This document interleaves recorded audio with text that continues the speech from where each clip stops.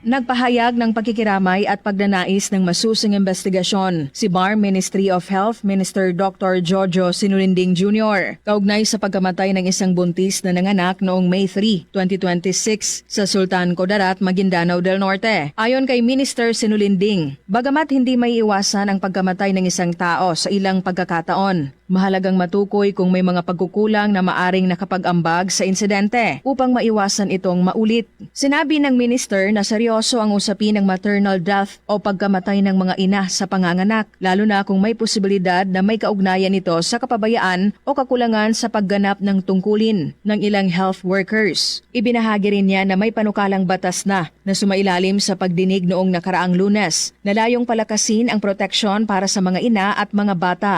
Binigyang diin pa ni Minister Sinulinding na bilang isang medical professional, posible umanong may mga lapses o inefficiency sa nangyari sa kaso. Hintayin po natin ang resulta ng investigation at kung ano po ang kalalabasan nito, kung may kinalaman man ang ating mga health workers, sila po ay mananagot dito. Dahil alam po natin, ilang beses nating sinasabi, dito po sa atin, bawat buhay mahalaga. Matatandaang nagreklamo ang pamilya ng pasyente matapos itong masawi. Ilang oras matapos manganak, agad namang nagsagawa ng malalimang investigasyon ang ospital kung saan siya nanganak.